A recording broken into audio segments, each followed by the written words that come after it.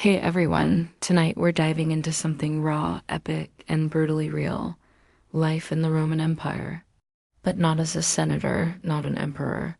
No golden wreaths, no marble baths. You're not Julius Caesar tonight. You're just you, dropped.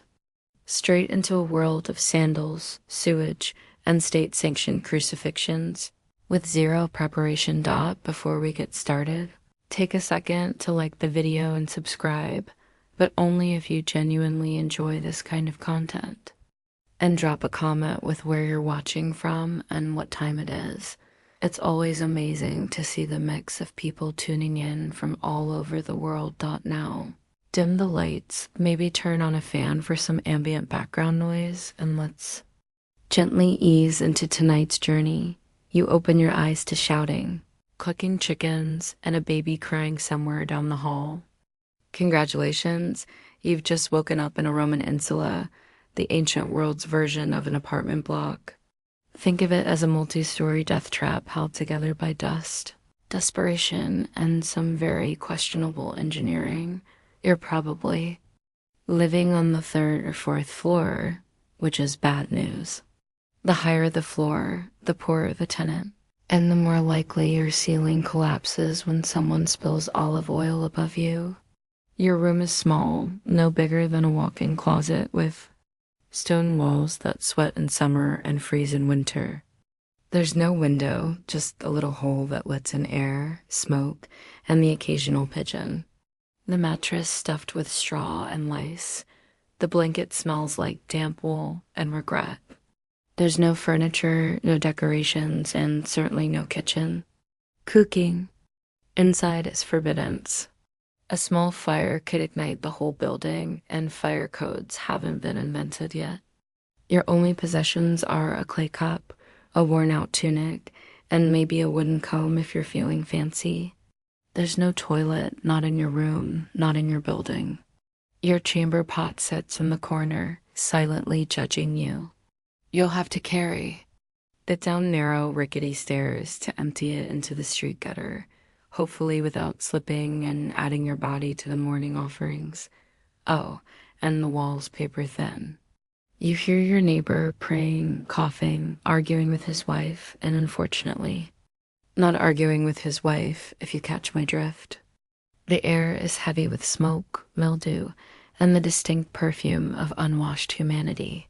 Someone's already baking bread downstairs, but you're not invited. The street vendors are yelling prices for figs and fish guts. A distant centurion is barking. Orders at someone who's probably already bleeding. You're not even out the door yet, and you're sweating, itchy, and possibly inhaling lead dust from the plumbing. Welcome to the Roman workday. You're not an emperor. You're not a gladiator. You're just another poor soul in an overcrowded tenement, trying not to fall down the stairs or anger a city god before noon, and you've still got 23 hours to go. Now that you've survived the climb down the crook stairs of your insula, it's time to address the second most urgent matter of the morning, your bladder. There's no bathroom in your apartment, of course.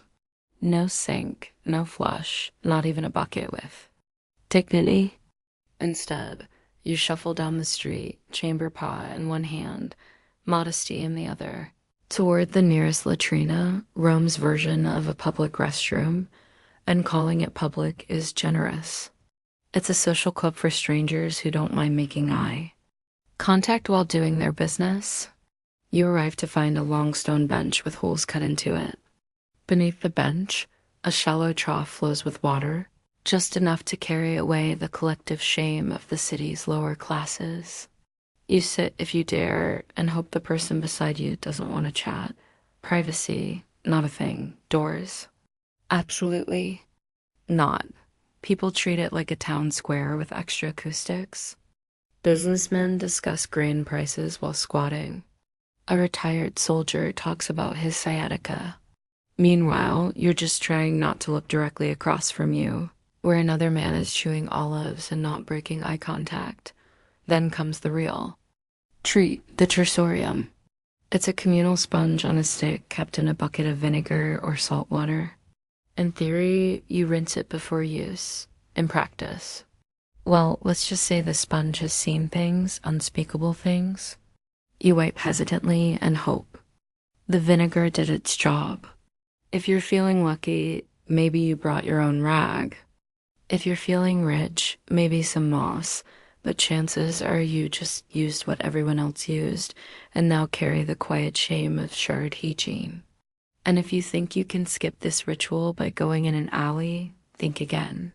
Public urination laws exist. Fines are real. And Roman law enforcement is not known for subtle warnings. Once you're done, you wash your hands. Wait, no, you don't.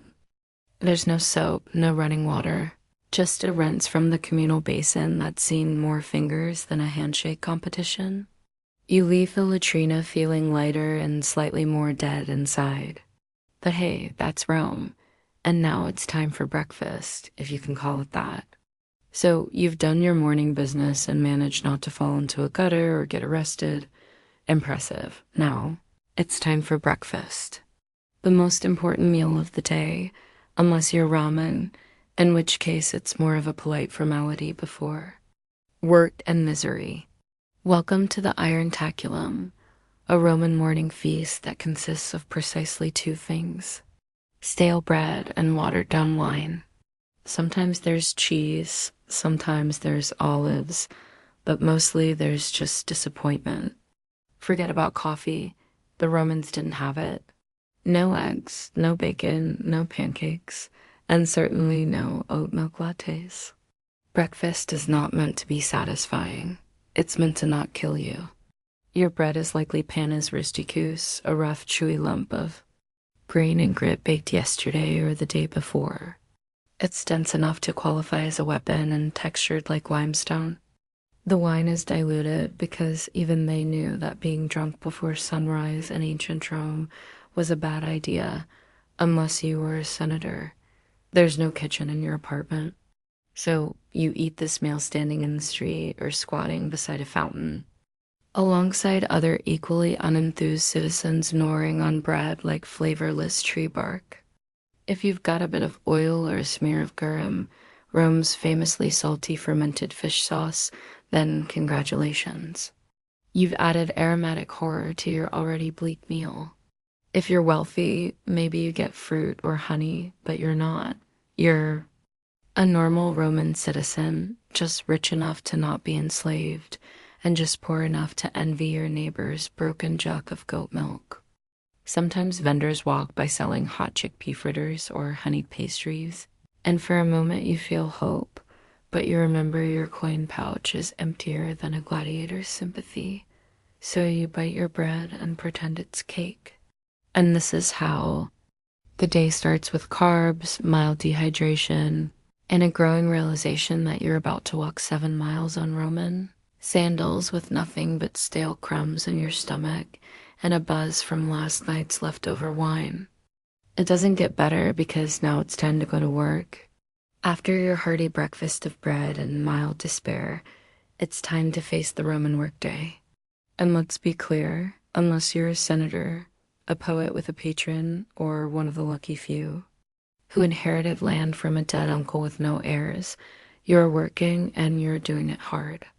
You might be a laborer, porter, potter, bricklayer, street cleaner, or if your luck's truly sour, a sewer worker. Rome needs a lot of things: roads, aqueducts, temples, baths, and someone has to build them. That someone, you with your bare hands. Under the sun, wearing sandals that provide all the arch support of a soggy leaf. The Roman workday starts early, very early. The sun is barely up, but the foreman already is yelling in Latin and waving a stick. If you're late, your doctor days pay, or worse, beaten, shamed, or fired, which in Roman terms means you starve with honor. Your tools are basic. You dig with a shovel made of splinters and prayer, carry bricks on your back, and haul water from a cistern that smells like old socks and ambition. There are no gloves, no helmets, just sweat and dust, and the constant awareness that one slip might crush your spine and your career simultaneously, and if you're a craftsman, good luck. You're competing with hundreds of others selling the same clay pots, sandals, or cheap tunics. Underpricing is common, and quality doesn't matter if a rich citizen decides he doesn't like your face. Even more elevated jobs like messenger, accountant, or teacher aren't glamorous.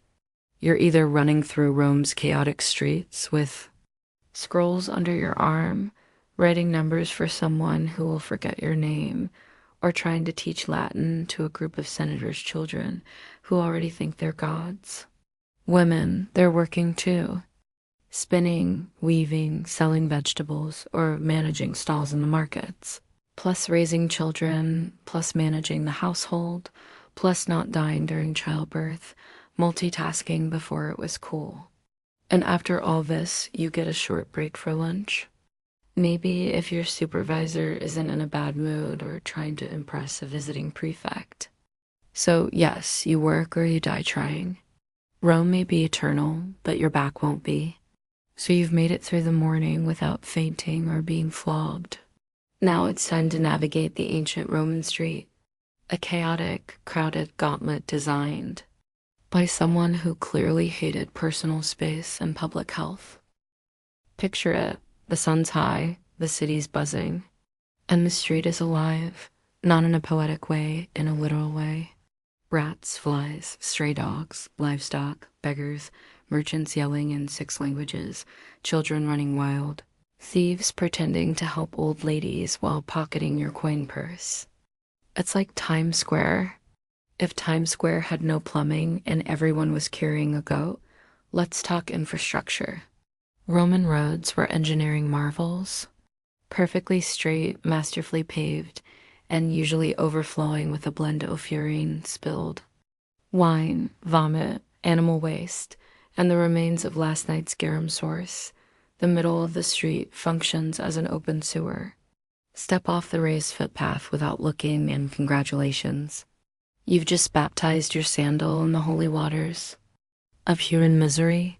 Wagons clatter by with no speed limits, no crosswalks, and zero chill. They don't stop for pedestrians. In fact, Roman law actually banned heavy cart traffic during the day in the city, which means drivers race through at night in the dark without brakes like charioteers on a deadline. If you're not crushed by wheels, you'll be bumped by elbows, baskets, or an angry fishmonger shouting about spoiled eels. Then there's the air, thick with smoke from cooking fires, incense from temples, the scent of public latrines wafting on the breeze. Oh, and dead animals. Sometimes people just leave them there. If a dog drops in the forum, someone might just toss a cloth over it and walk away. And don't forget public spectacles. Spontaneous brawls, impromptu protests, or a politician's parade. That blocks traffic for hours while trumpet players blast off-key fanfare in your face. So, yes, the Roman street is alive and out to get you. Slip on a fig, get hit with a runaway cart, or accidentally offend a patrician's pet monkey, and your day could end faster than Caesar on the Ides of March, and you were just trying to go buy lentils. You're sweaty, dusty, and desperately craving a splash of something cold. The good news, you live in Rome, a city renowned for its aqueducts. Those magnificent engineering marvels that carry fresh water from the hills straight into the heart of the empire. The bad news, that water doesn't care about you. Unless you're wealthy enough to live in a dois with your own private fountain, you're sharing water with thousands of your closest coughing, sneezing, not washing their hands neighbors. Your options are the public fountains where everyone fills. Their jars, washes your feet, and occasionally dunks a child for fun or hygiene.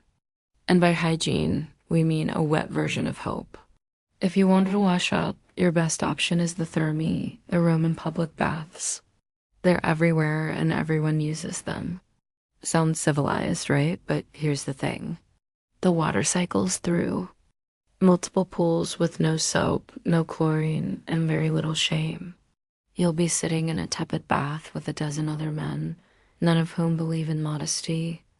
Conversations are loud, political, and occasionally naked.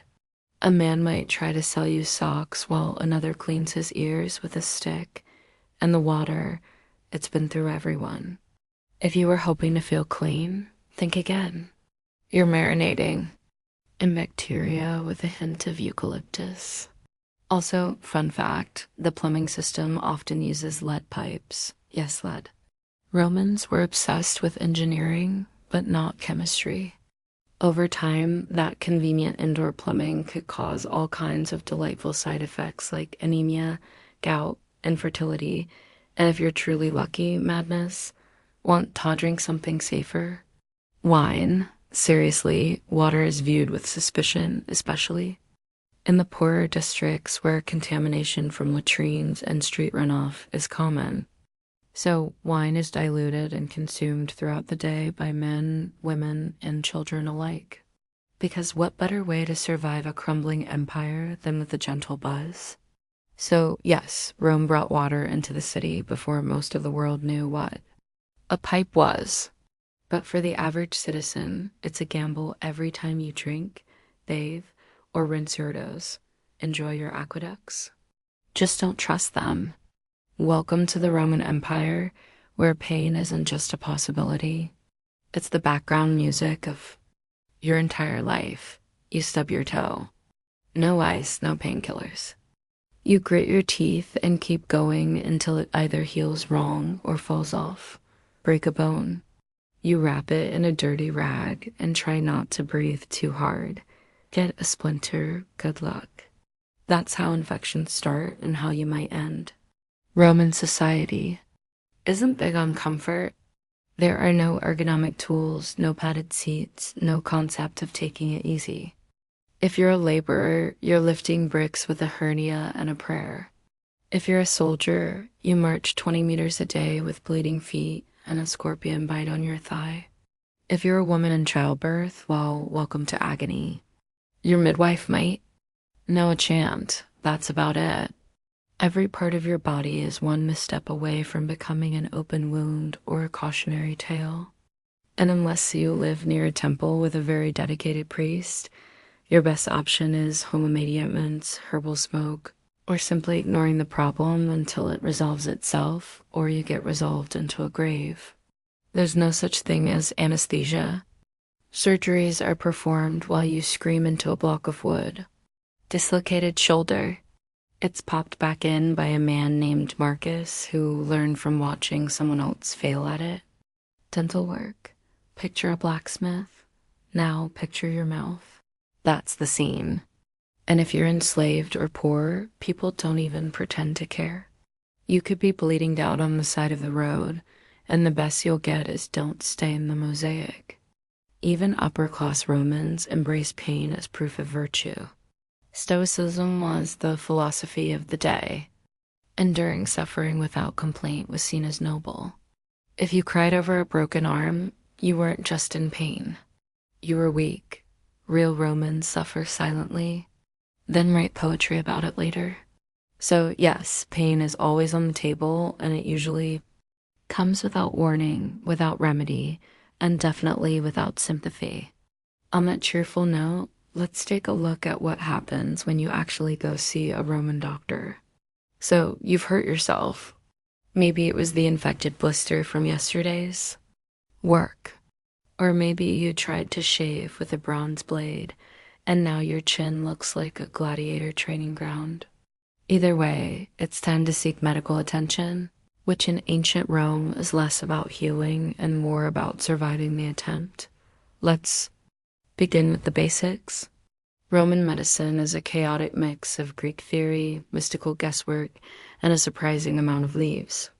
The core belief, the body is ruled by 4 humors: blood, phlegm, yellow bile, and black bile. Feeling off? One of them is out of balance. The solution? Drain something. So your doctor, who may or may not also be your barber, immediately reaches for the leeches or a knife, because bloodletting is the default treatment for everything from migraines to moral failings. Have a cough? Let's open a vein. Depressed? We'll just drain some sadness out of your arm.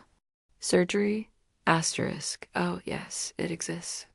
Roman surgeons had scalpels, forceps, and even bone drills.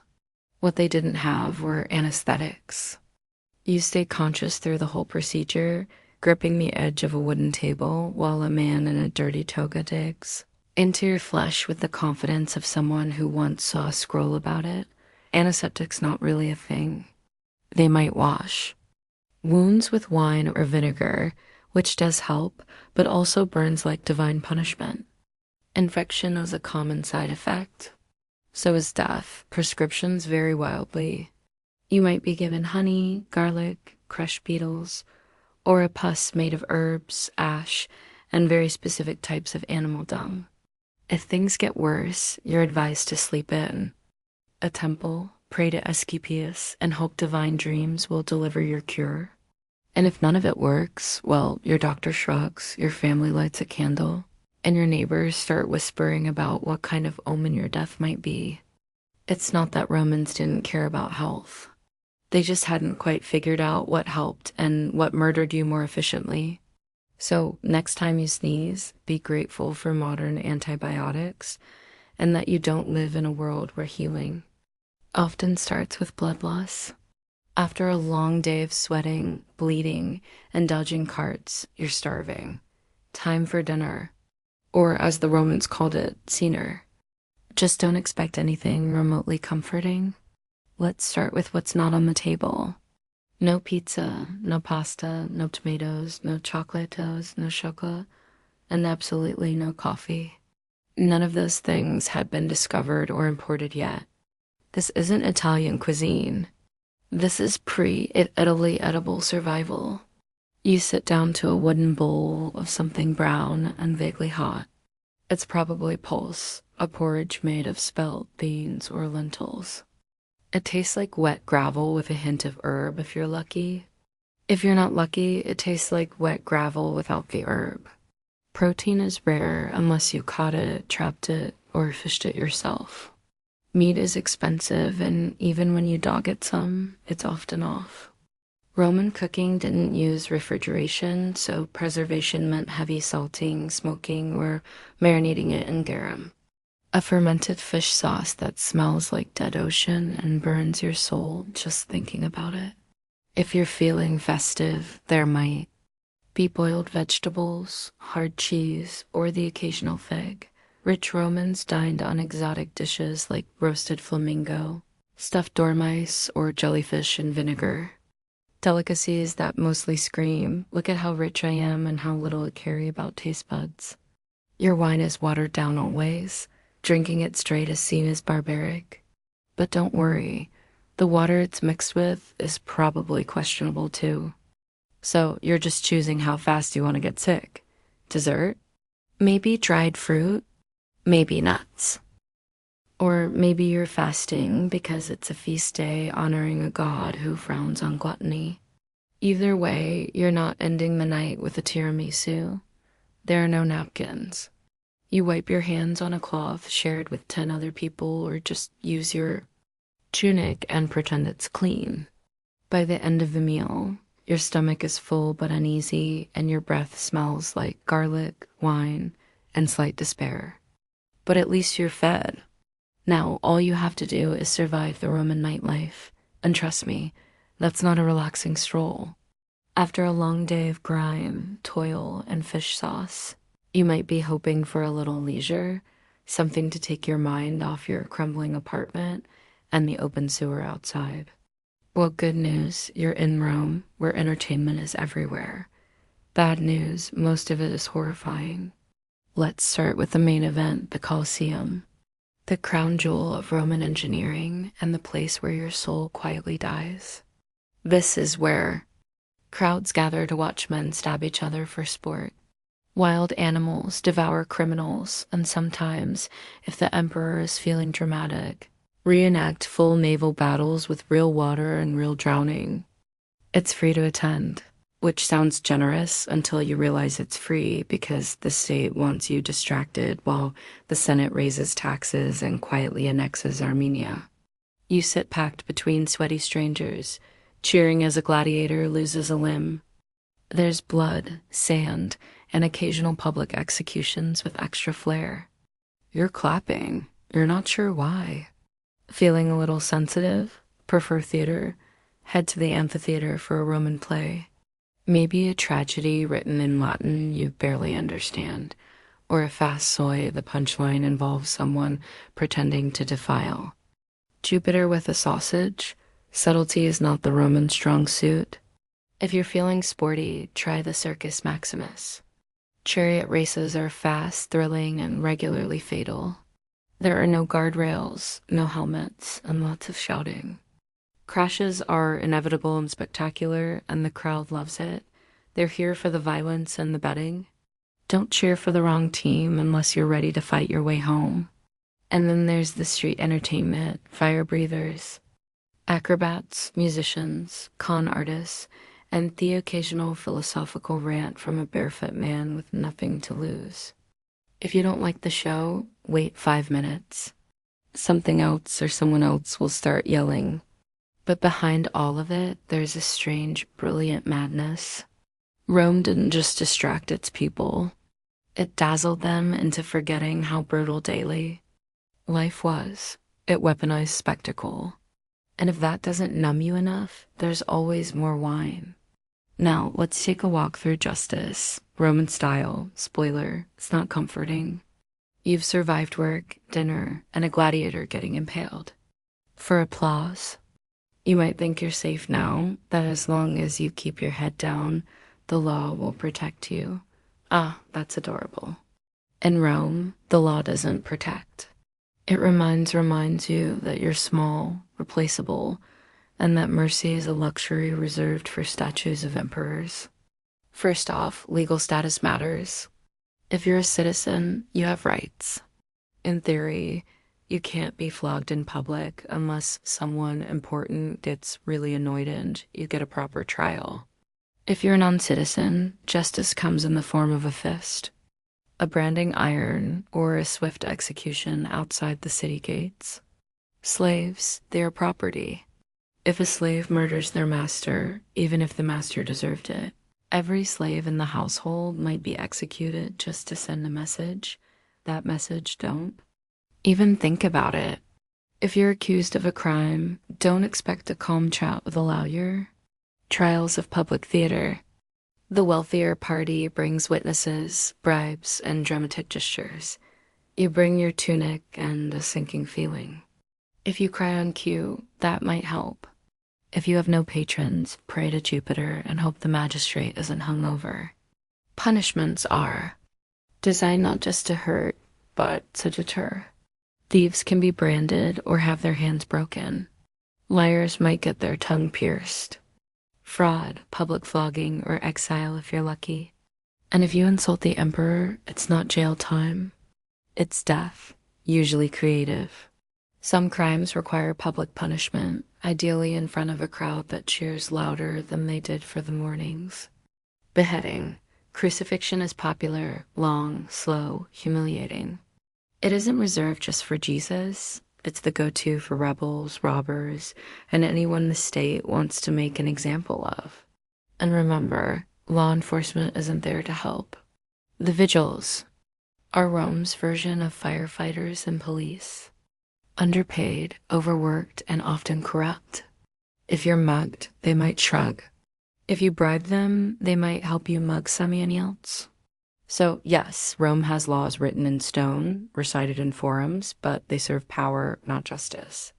Now, let's talk about gods, because you're not just obeying men here. You're on Jupiter's turf.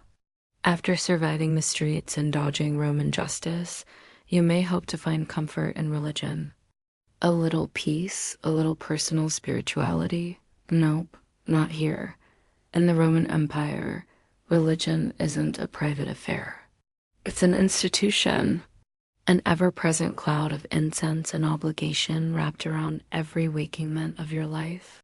You don't choose your gods, they choose you, and there are so many. There's a god for everything. Door hinges, cardia, sewers, clochina, boundaries, terminus, and even mildew robus. You can't walk 5 paces without crossing a shrine. If you don't pause to bow, light a candle, or mutter a prayer, You're not just being rude.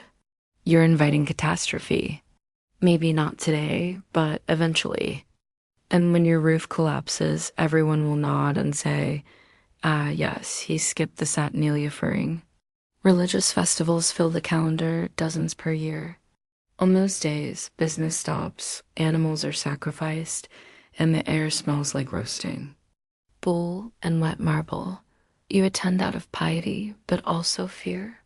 Because if the gods aren't honored properly, they'll retaliate with plagues, droughts, or a really bad harvest that ruins everyone's lentil supply.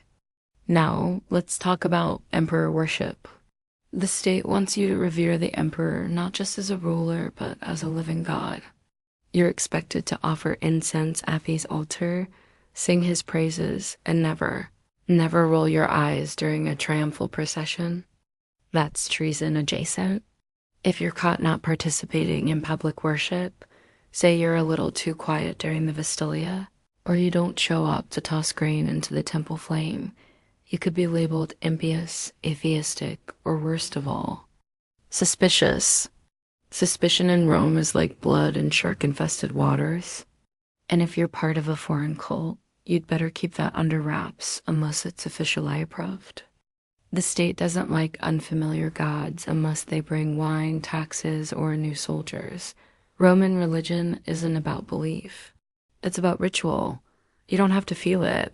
You just have to do it correctly, on time, and in public. And you better smile while you sacrifice that goat. Speaking of social performance, let's climb the greasy pole of Roman ambition in the next chapter. You've bowed to the gods, avoided a lawsuit, and survived a public bath without contracting something mythical. But here comes the most exhausting part of Roman life. The social hierarchy, a brutal, finely tuned machine where every word, gesture, and sandal strap placement could make or break you. Roman society is a ladder, but it's covered in oil and lined with daggers. At the top are the senators, old money, toggers with purple stripes, and land ownership so vast it has its own postal code. Below them, the equestrians, the wealthy business class. Then come the plebeians like you, the struggling middle and lower classes. Below that, freedmen, slaves, foreigners, and the guy who accidentally insulted a statue of Augustus once. Want to move up? You'll need patrons, powerful individuals who protect you in exchange for a lifelong loyalty, errands, favors, and the occasional vote. It's like having a boss, godfather, and landlord rolled into one charmingly condescending package. Each morning, you visit your patron's home as part of the solutio. You wait in line with other clients, praise his haircut, maybe compliment, Hissen's toga, then beg for a favor, usually money, food, or a recommendation. If you're lucky, he tosses you a coin and lets you carry his litter through the forum. Congratulations, you're now connected. Every move you make is watched and judged.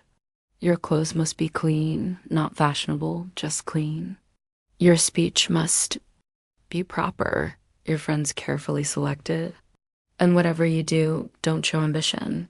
That makes people nervous. If you rise too quickly, others will conspire to knock you back down, socially or literally. Networking is warfare. Gossip is currency. The wrong comment at a banquet can end your career. The right marriage can save your entire bloodline, but you better play it carefully. Love is for poets. The rest of Rome marries for alliances and estate access. And even if you climb high, don't get too comfortable. One bad harvest, one misritual, one jealous rival, and it's all over. You won't even hear the dagger coming. Now the sun is setting. Surely things calm down at night, right? Not in Rome. The sun dips below the rooftops of Rome, and for a fleeting moment you think, maybe now, finally, you can rest.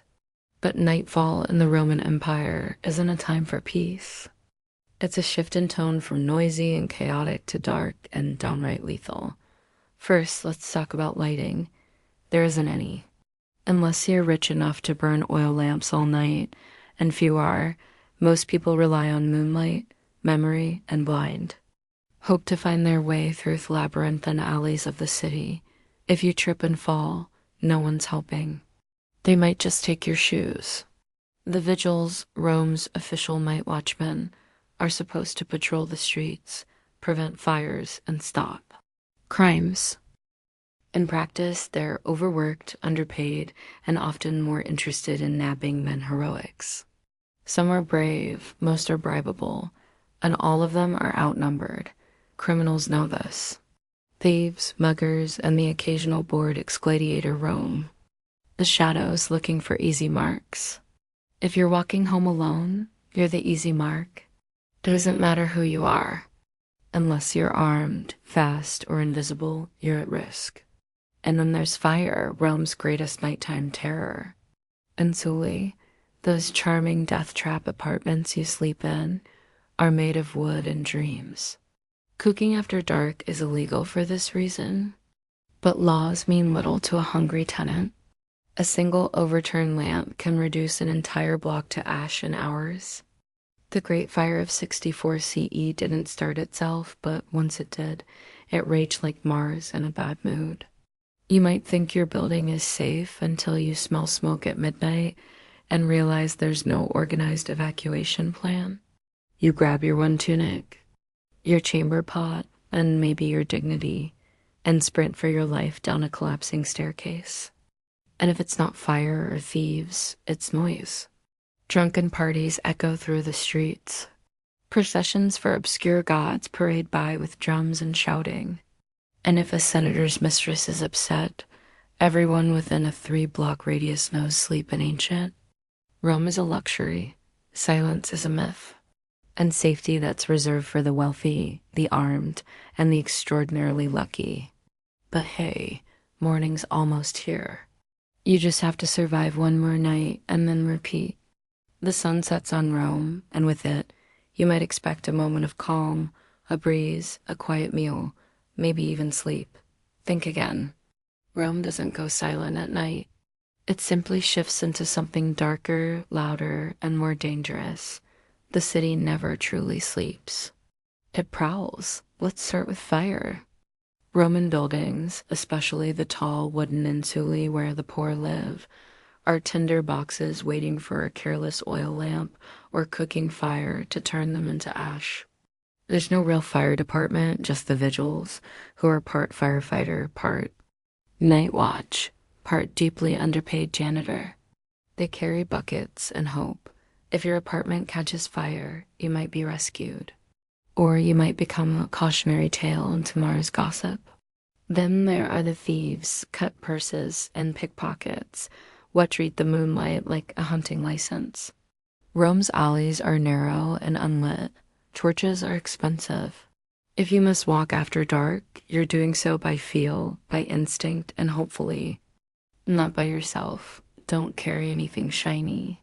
Don't make eye contact. And whatever you do, don't get caught between 2 drunken gladiators arguing about someone's missing sandal. Speaking of drunk, the city's nightlife is booming.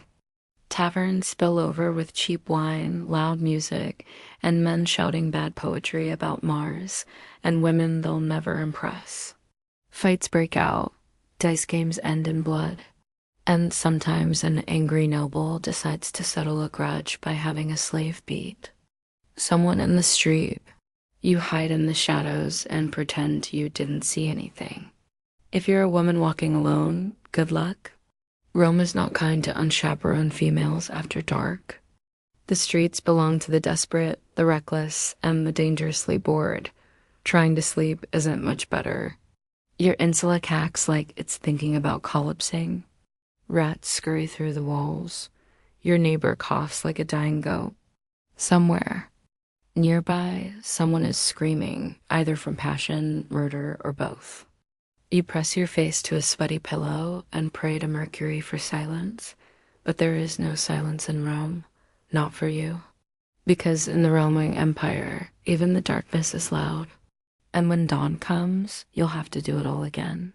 You woke up in a crumbling insula, survived public toilets, chariot traffic, gladiator gore, lead poisoning, leeches, religious festivals, burning rooftops, and half-cooked lentils soaked in fermented fish sauce. You bowed to gods you don't understand, obeyed laws that don't protect you, and slept through riots, rats, and the occasional public decapitation. You're dirty, tired, possibly infected, and emotionally scarred by the communal sponge, and it's only been one day. Would you last another? Honestly, no, you wouldn't. Most modern humans, with our air conditioning, antibiotics, and 5-minute delivery windows, would crumble by lunchtime. You'd give up before the second round of Garham. And yet, the Romans did it for centuries. Because here's the maddening, magnificent thing. In the middle of all this filth, brutality, and noise, Rome worked somehow.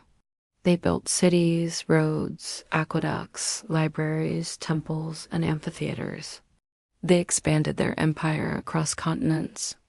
They administered laws, developed philosophy, mapped the stars, performed surgeries, and invented concrete. That stuff still holds up better than most modern buildings. They created systems that shaped Europe and beyond for 2,000 years. Latin became the root of half the languages you hear today. Their architecture inspired cathedrals, parliaments, and college campuses. Their political concepts, republics, senates, veto power still echo through modern democracies, but it came at a cost. For the average Roman, not the emperors, not the marble-bathed elite, daily life was a hard-fought grind. And yet, they endured. They adapted. They didn't have a choice. Because Rome wasn't made of gold. It was made of sweat, fear, ambition, and survival. Layer by layer, person by person, century by bloody century. And that's why it lasted. You'd be begging to go back to modern plumbing and antihistamines by mid-afternoon. You'd trade your entire denarii pouch for a hot shower and a chair with a back on it, and that's okay. You don't need to survive ancient Rome. You just need to understand it, and maybe, just maybe, appreciate that someone somewhere once walked those same filthy streets and helped build the empire. So you could sit here today clean, safe, and mildly horrified. Imagine being a Parthian princess in the 2nd century BCE. You've got royal blood in your veins, a name fit for legend. Rhodogon. And more importantly, you live in a world where your family spends more time fighting rebels than hosting dinner parties. Rhodogon wasn't born into peace and pearls. She was born into grit, horses, and the constant possibility that someone might poison your dates. Her father, Mithrates II, was no idle king. He was the one who expanded Parthia from a dusty fringe kingdom into a formidable empire that would one day spar with Rome. But expansion comes with problems, namely rebellions, betrayals, and those neighbors who just won't accept that your army now owns their backyard. As a young woman, Rhodogon would have grown up watching envoys argue, commanders draw maps in the sand, and palace scribes trying to keep track of who was loyal this week. She wasn't trained just in silk and ceremony. She learned statcraft, command presence, and how to wear armor that didn't clash with her earrings. It's important to understand the role of Parthian women here. While not always given the spotlight, Parthian noble women were no strangers to power. Some ruled cities, others plotted dynastic alliances, and a few like Rhodogon became legends not for who they married, but for who they defeated, and defeat she did, but that part comes later. At this point in her life, Rhodan's name was already known. She was a symbol not just of royal lineage, but of Parthian pride. She carried with her the expectation that she'd either marry a king or become one in spirit. She didn't seem content with sitting on the sidelines while cities burned or provinces rebelled. While most royal ladies were being oiled and perfumed, Rhodogon was likely brushing up on military reports and court logistics. She had no time for vanity. And as fate would have it, she would one day make a vow that involved not washing her hair until a rebellion was crushed. Spoiler alert, it took a while. But before we get to that dusty crown moment, we need to understand what kind of rebellion dares provoke a princess who would rather lead troops than wear gold. The Parthian Empire, grand as it appeared on a map, was more duct tape than marble.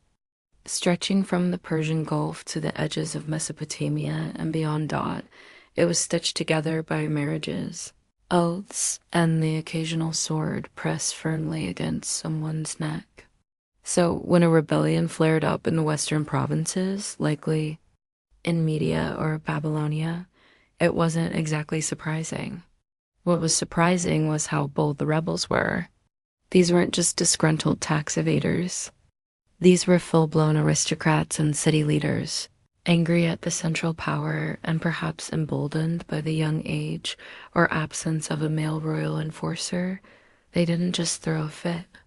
They took fortresses, silenced Parthian envoys, and essentially told the crown to go polish its own sandals.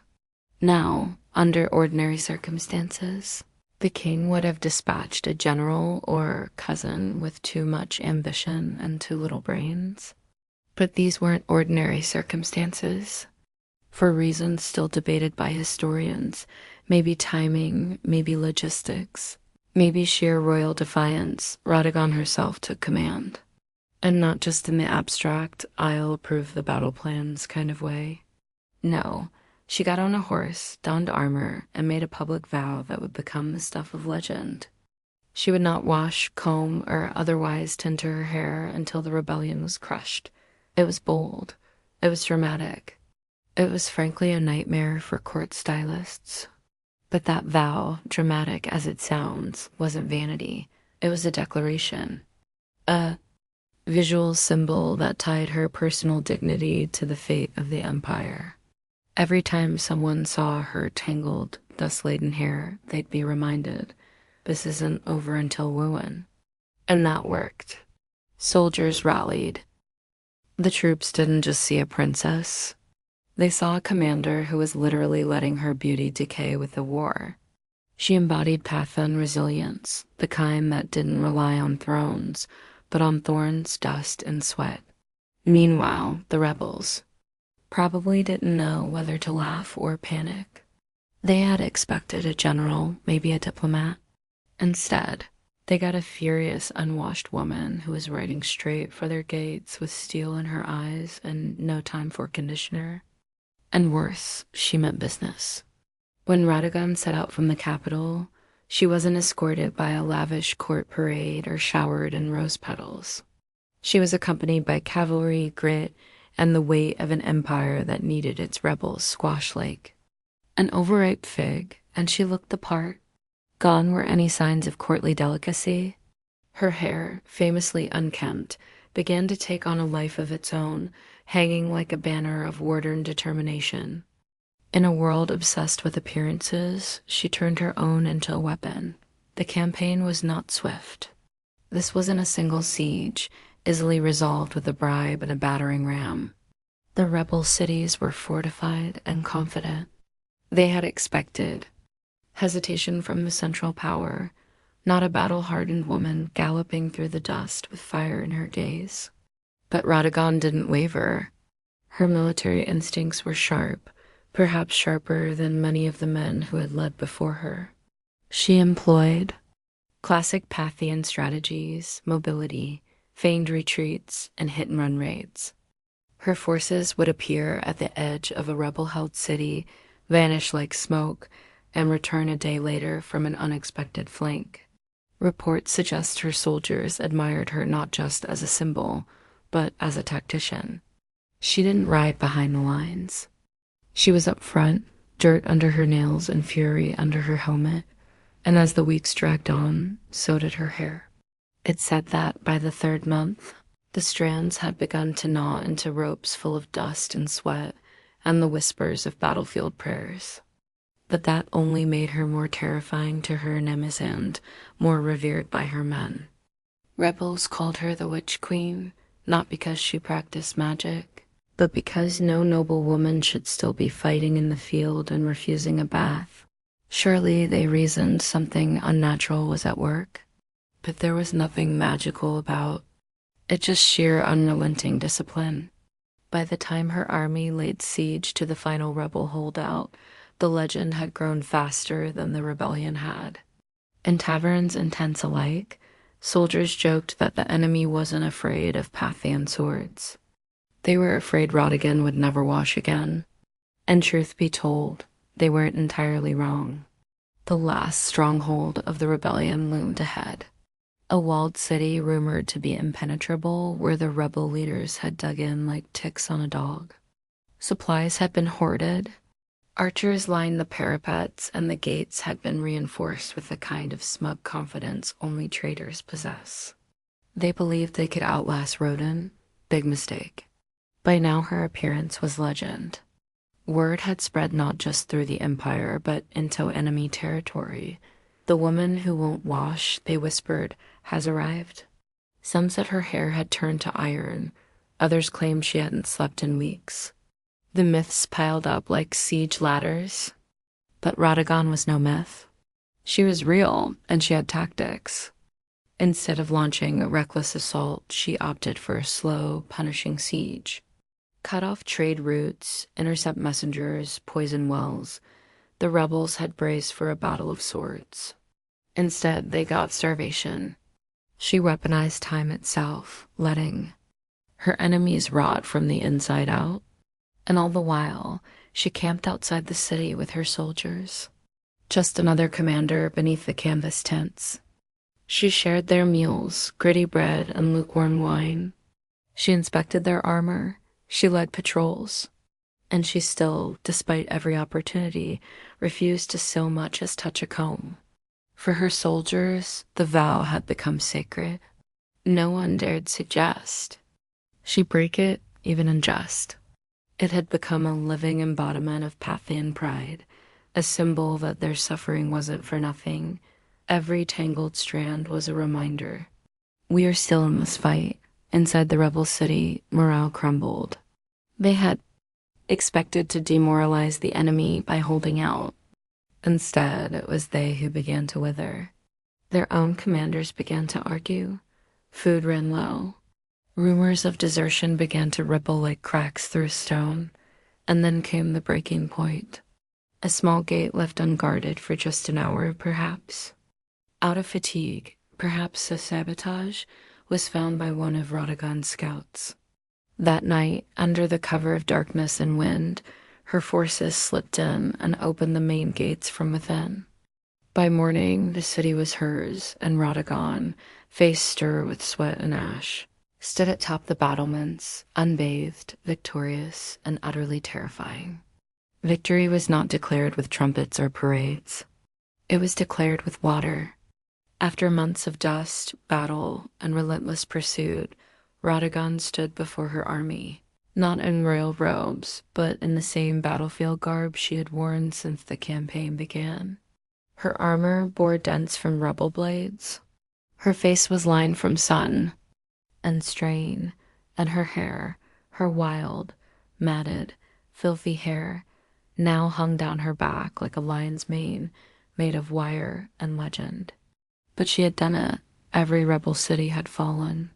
Every oathbreaker had been brought low, and now, with her vow complete, she could finally do what no one in the Empire had dared attempt to rush. She could wash her hair. According to tradition and later accounts passed down through oral history, Radagon summoned her servants not to a golden chamber, but to a public courtyard. She wanted her soldiers, the ones who bled beside her, to witness this moment.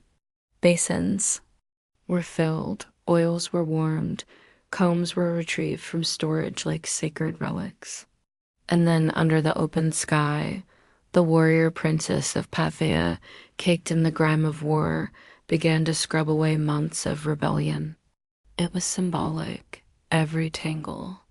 Undone was another city reclaimed. Every rinse of water over her scalp washed away defiance, soaked into the earth as if the land itself had been restored. Some say she wept. Others say she laughed.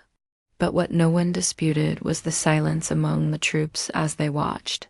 Hardened, men scarred and sunburned, stood like statues as Radagon emerged from her ritual transformed. No crown was placed on her head. She didn't need one. The dust had become her diadem. The act of not washing had become more powerful than any jewel. And in that moment, Pathia didn't just have a princess. It had a symbol.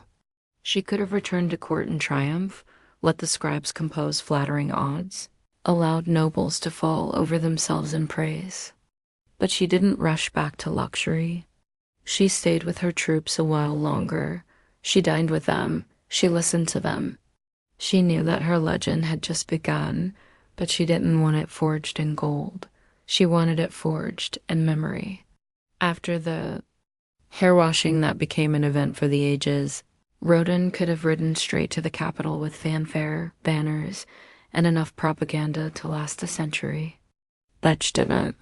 Instead, she took the long route back, deliberately visiting the cities she had reclaimed one by one, walking their streets, inspecting their defenses, and ensuring no embers of rebellion still glowed beneath the ashes. This wasn't mere ceremony. It was strategy. Radagon knew the danger of victory, how quickly it can melt into complacency. Empires don't fall from defeat alone. They fall from forgetting why they fought in the first place. She wanted the rebels and loyalists alike to understand that path in. Strength wasn't just cavalry and coin. It was embodied in her very presence. A woman who chose hardship over comfort and earned loyalty by example, not decree, and loyalty she received. Everywhere she went, people gathered not to gawk at royalty, but to stare in awe at her, not polished, not perfumed, but real. She didn't bring fear. She brought accountability. She asked for reports, heard complaints, paid for supplies out of her own war coffers. She rewarded cities that had stayed loyal and offered clemency carefully, cautiously to those who repented. By the time she reached the royal court, her return had already become a legend. Scribes rushed to record her tale. Artists argued over how to capture her, wild-haired and battle-worn or radiant and reborn. Ministers whispered about the implications. A woman commanding armies, keeping oaths, and now standing at the heart of Pathian power with the loyalty of half the provinces in her hand. And here was the dilemma. What do you do with a princess who's more popular than most kings? Some urged she be married off as if that would contain her influence. Others wanted her placed in charge of border defenses permanently, but Radagon didn't seem concerned with titles or politics.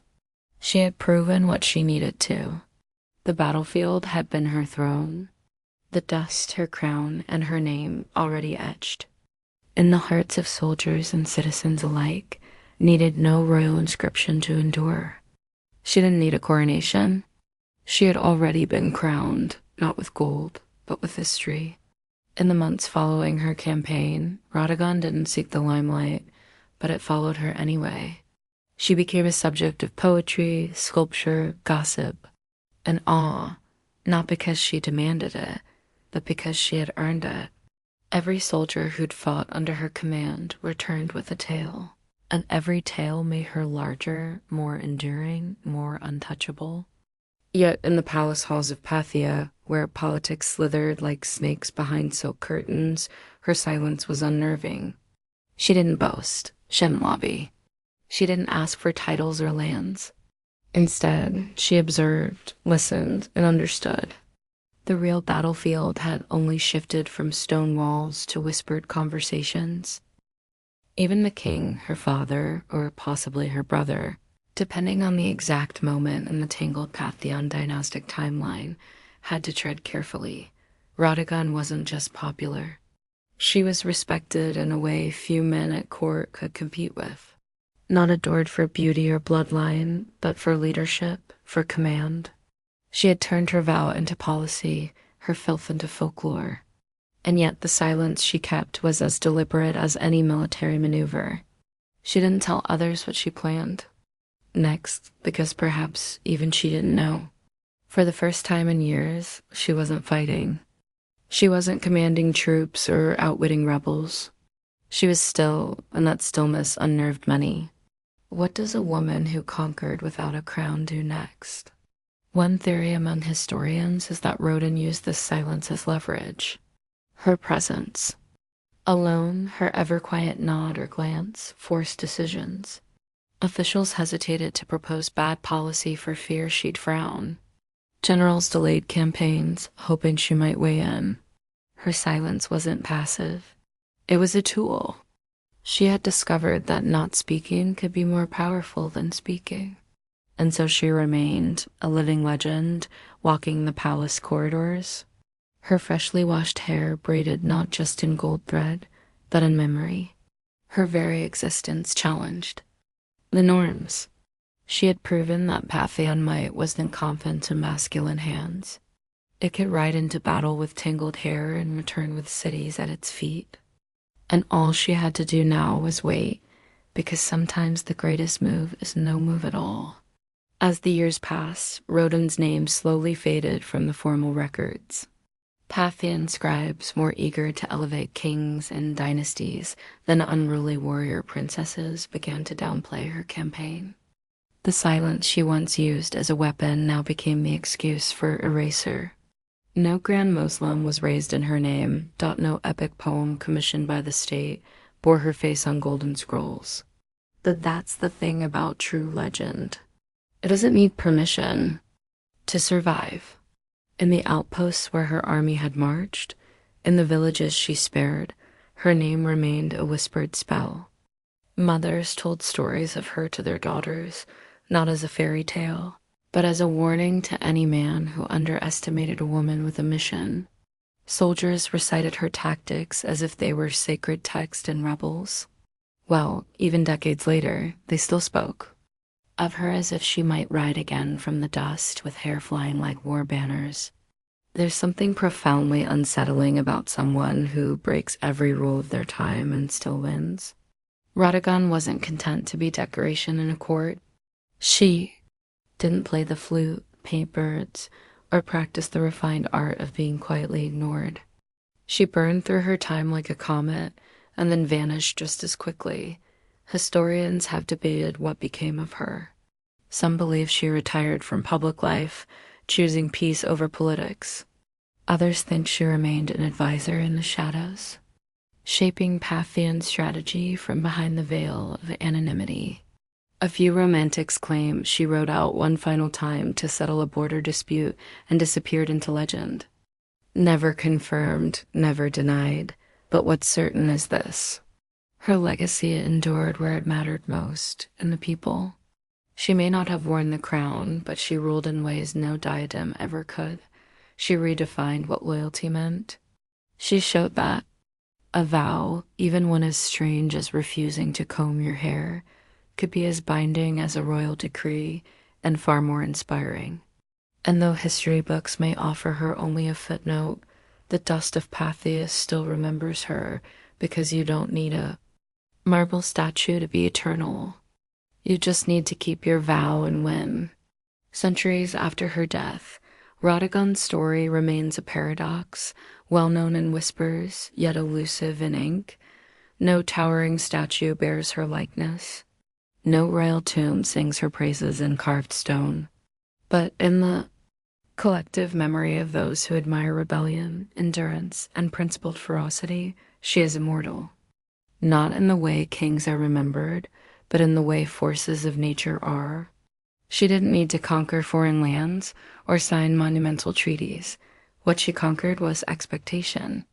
In a world where women were told to wait behind curtains while men spilled blood in their name, Roden tore the curtain down and marched out barefoot, helmet in hand. She didn't ask for command. She took it, and the empire didn't collapse. It followed. More importantly, she taught her play a lesson that no decree could enforce, but loyalty doesn't come from fear. It comes from seeing your leader suffer beside you, from watching them choose discipline over comfort, from watching them keep a vow longer than anyone thought possible. She wasn't perfect, no legend is, but her story endures precisely because it wasn't polished or clean. It was tangled, muddy, honest, like her hair on that final day of victory.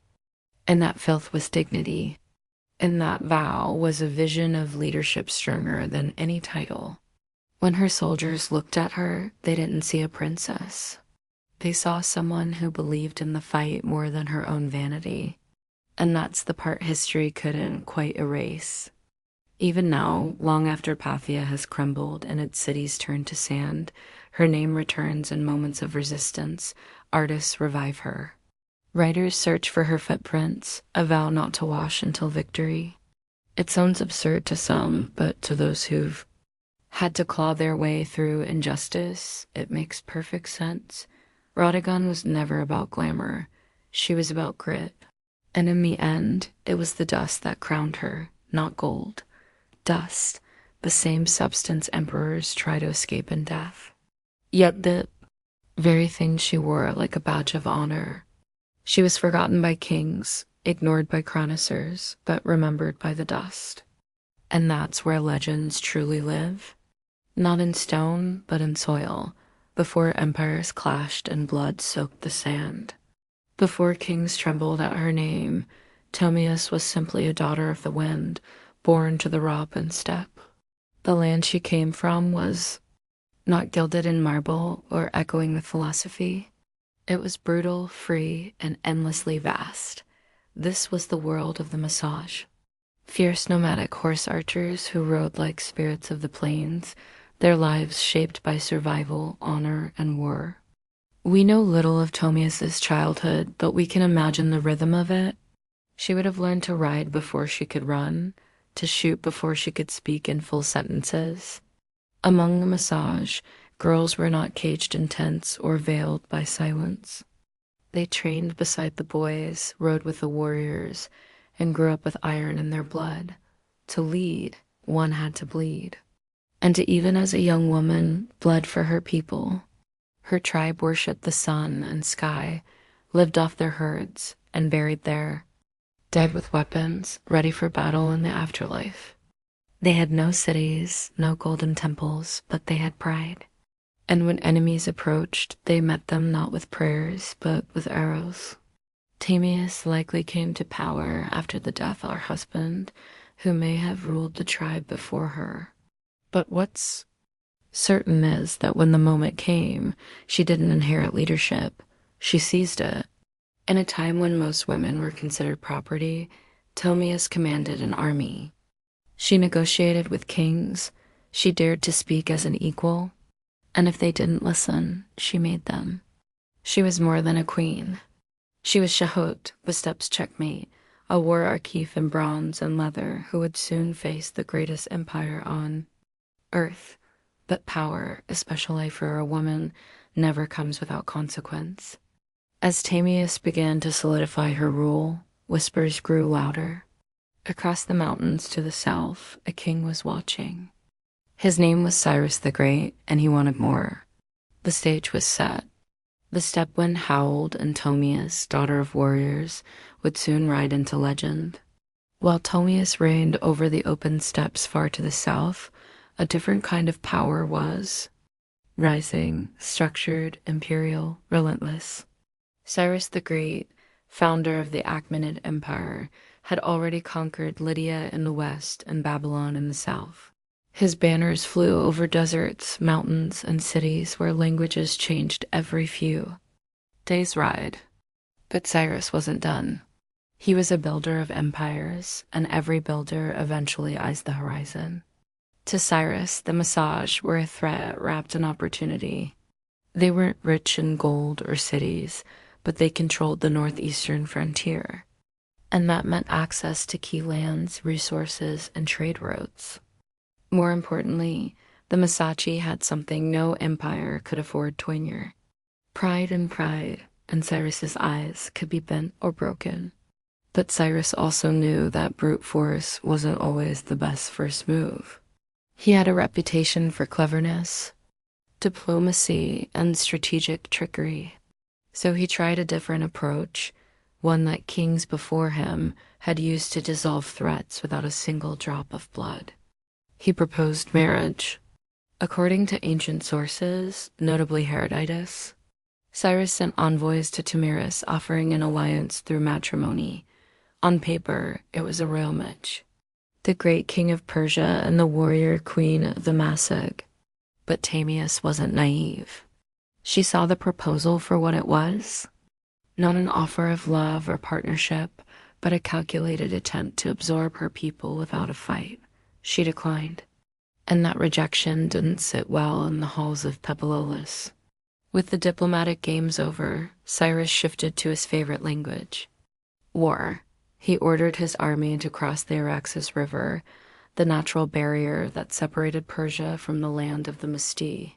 He was going to take what Ptolemus refused to give. But Ptolemus was already preparing.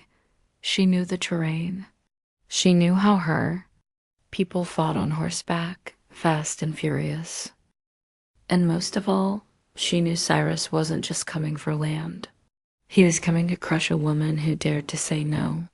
The world's most powerful king had declared war, but he had no idea what kind of fury he had just awakened on the steppe. Cyrus the Great, master strategist and seasoned conqueror, believed he could outwit us. He had faced kings, crushed cities, and subdued nations. To him, the Massage were little more than wild nomads with fast horses and no cities to defend. He didn't realize he was stepping into the path of someone just as cunning and far more furious. Tamias had warned him. After rejecting his marriage offer, she sent a clear message. Cross the Araxes River and you will regret it. But Cyrus crossed anyway, building a bridge of boats to carry his army into Masai land. Instead of striking immediately, Ptolemus pulled her forces back, luring Cyrus deeper into unfamiliar terrain. The Persians found an abandoned camp well stocked with food and, more importantly, wine, a luxury the nomadic Masage rarely indulged in. It was a baited trap, and Cyrus took it, perhaps thinking the enemy had panicked and fled. Inside the camp, he left a portion of his army under the command of General Harpagus, a trusted officer. As the Masasht returned under the cover of night, they fell upon the drunk and unsuspecting Persians with deadly precision. The battle was brutal and swift. Among the dead was Fireplace, Ptolemus' son, and a Massage commander. Accounts differ on what happened next. Some say Fireplace was taken alive and, realizing his capture, begged for death and took his own life. Others claim he was killed in the fighting, but all agree. When news reached Tedious, something inside her shattered and then turned to steel. Her grief was volcanic, but her rage that became legendary. She sent another message to Cyrus. This one wasn't a warning. It was a vow. You may be a glutton for blood, she said, but I swear I will give you your fill. She promised to make the ground run red with Persian blood, and her vengeance would not be quiet. Cyrus had taken her son. He had violated her land. Now he would meet not the queen of the Massage, but the mother of a slain warrior, and the last face he would ever see. The next battle would not be a skirmish. It would be an execution. The sun rose over the plains like a blade, sharp and blinding. Tamias stood at the head of her army, no longer just a queen, but a storm-given form. Her warriors, hardened by the nomadic life, painted their faces with ash and rage. This wasn't about politics anymore. This was about blood. Cyrus, for all his might, had underestimated the Massage. He assumed they would fight like the tribes he had conquered before. Chaotic, uncoordinated, easy to crush. But Ptolemus had spent her life among warriors. She understood how to strike. Not blindly, but with precision. She rallied her forces for a full-scale assault on the Persian invaders, and this time she wasn't holding back. The location of the final battle is lost to history, swallowed by the vastness of the steppe. But what's clear is that Ptolemus launched a ferocious counterattack. Her cavalry swept across the plains like a tide of knives. They fired arrows from horseback, closed in with axes, and fought like people with nothing left to lose. The Persians, battle-hardened, disciplined, and experienced, weren't expecting this level of organized fury. Tomius didn't just lead her troops, she fought beside them. Her presence on the battlefield ignited her warriors like wildfire. Every strike was driven by vengeance. Every charge was an answer to her son's death. Cyrus tried to hold the line, but it shattered. The Persians were routed. Many died where they stood. Others fled into the endless grasslands only to be hunted down. And Cyrus the Great, the man who had conquered Babylon, Lydia, and nearly the known world, fell in the chaos.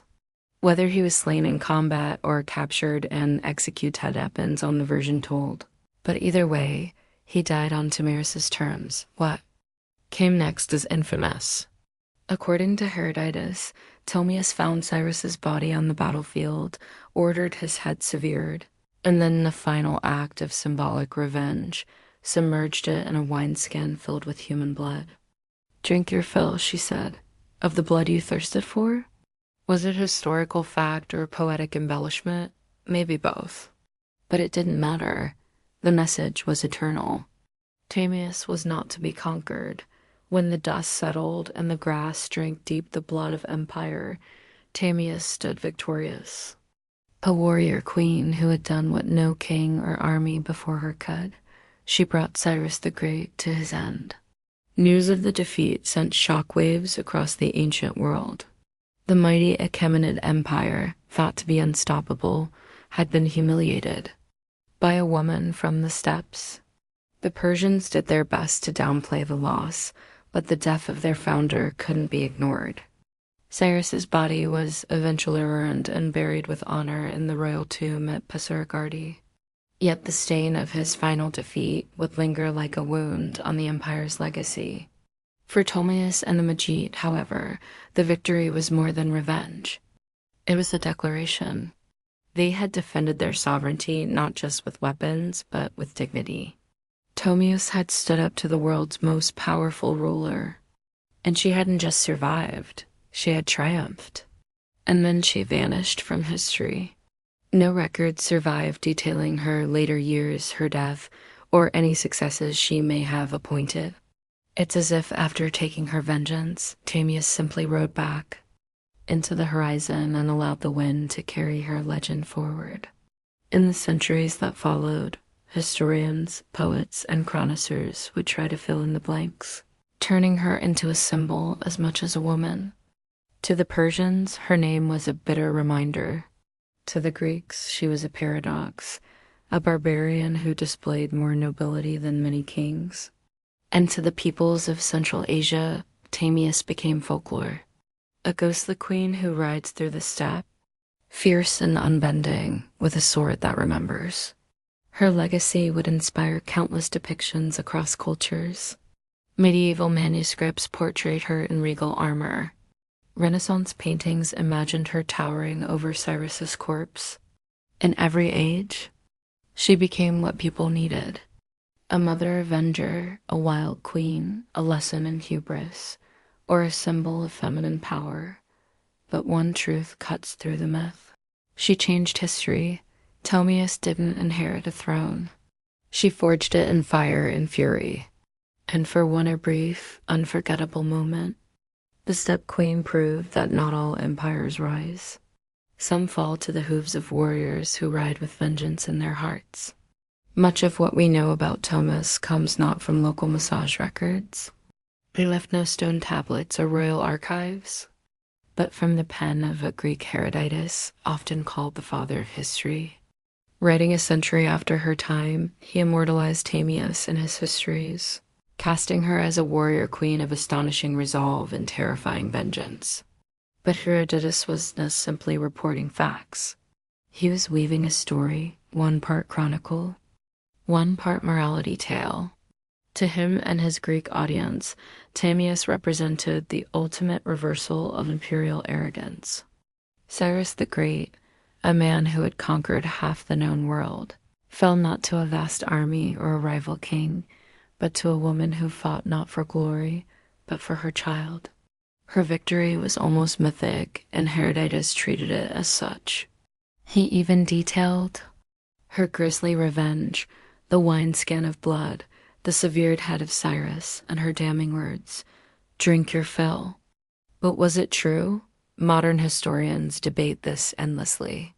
Some argue that Herodotus exaggerated or even invented parts of the tale, using Tamiris as a narrative tool to humble the Persian Empire, which at the time of his writing was still a looming force over the Greek world.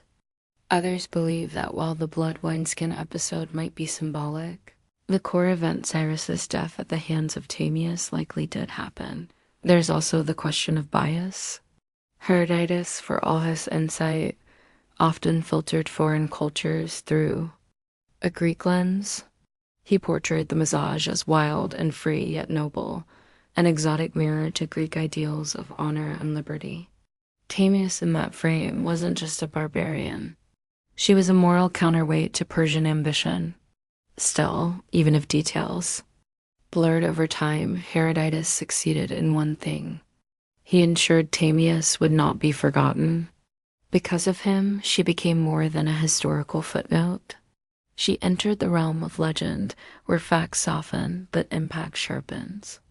And in that space between myth and memory, Tamias's story found a strange kind of immortality. In a world dominated by kings and conquerors, Herodotus left us a queen who refused to kneel and left her enemies bleeding in the sand. Though she may have slain one of the ancient world's most iconic emperors, Tamias never ruled an empire herself. She didn't build cities of stone or inscribe edicts on golden tablets.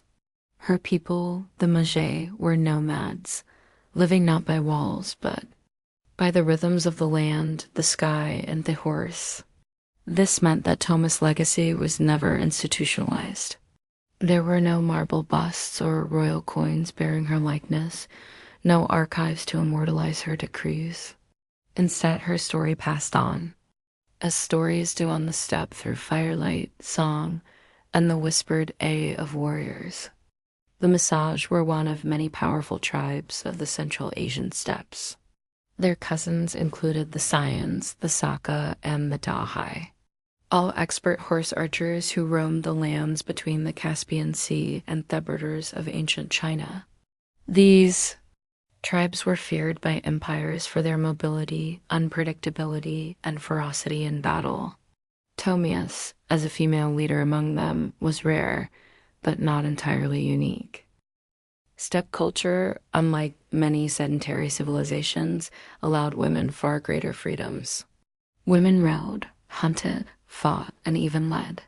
Among the Scythians, graves of female warriors buried with weapons, armor, and horse gear have been found by archaeologists, confirming that the stories of fierce steppe queens were more than just legend. Tamias stood at the pinnacle of that tradition. Her power didn't come from inheritance or religion. It came from respect, grit, and sheer capability. She was a unifying force among scattered clans, a political leader, and a military commander. In a landscape where survival meant riding faster, shooting better, and fearing nothing. But because the Massage tea left no monuments, Tomius became a kind of phantom queen, her name echoing only in the writings of outsiders and in oral traditions of the steppe. To the Persian scribes, she was a warning. To the Greeks, a marvel. And to her people, likely a memory carried in bloodlines and battle songs, a ghost who rode with them across the plains.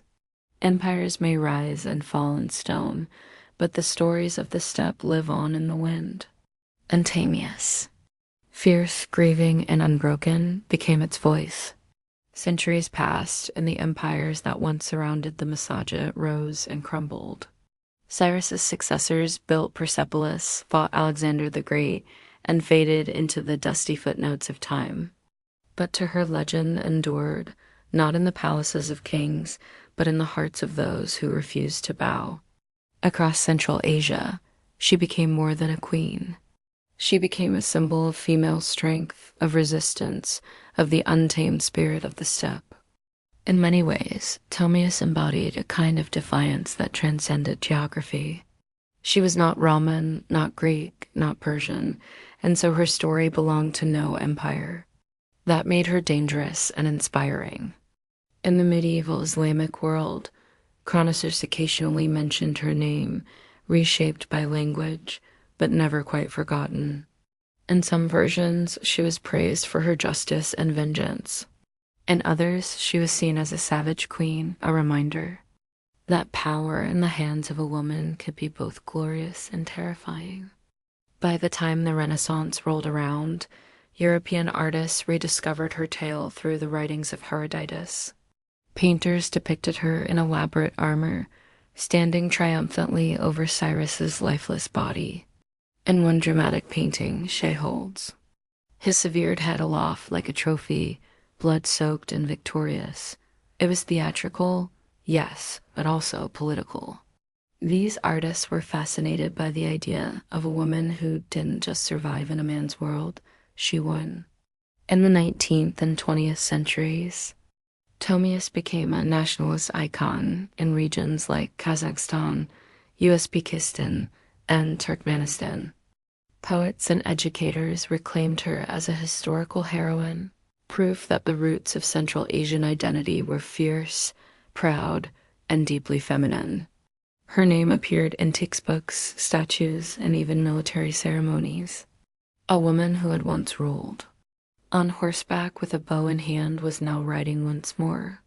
Through memory and myth, through rebellion and pride. In a world that still wrestles with the idea of powerful women, Tomius remains a challenge. She wasn't perfect, saintly, or tame. She was decisive, brutal when necessary, compassionate only to those who deserved it. She was resistance in human form, and the blood of empire on her hands was a crown she wore without apology. History tends to favor the builders of monuments, the writers of laws, the kings who carved their names into stone. Tomius did none of these. She left no empire behind, no palace to excavate, no royal seal to decipher, and yet her name still lives. Not because she ruled forever, but because she refused to be erased. She stands as a contradiction to how history often remembers women, not as helpmates or footnotes, but as forces of destiny. Tomius didn't beg for recognition. She took it with blood and fire. She didn't ride behind a king. She rode against one, and won. Her stories retold in classrooms from Central Asia to Europe, not simply because she killed Cyrus the Great, but because she dared to defy him. She wasn't defending an empire. She was defending freedom, a freedom that rode on the backs of horses that hunted with hawks that slept under the stars, a freedom that cannot be neatly drawn on a map. Today, her statues rise from Kazakhstan's capital cities, and her face adorns coins and textbooks. To modern Central Asians, she is a mother of nations, a link to a pre-Islamic, pre-Soviet, proudly nomadic past, a reminder that their identity wasn't born in submission, but in the cry of battle and the gallop of horses, in a world still divided by power, by gender, by memory. Tomius is a beacon, not just because she killed a great king, but because she taught us something even greater. That dignity is not given, it is seized. But sometimes leadership looks like a mother grieving her son and refusing to let the killer walk away. We often wonder why some names survive while others vanish. Tomius survived because she was unforgettable.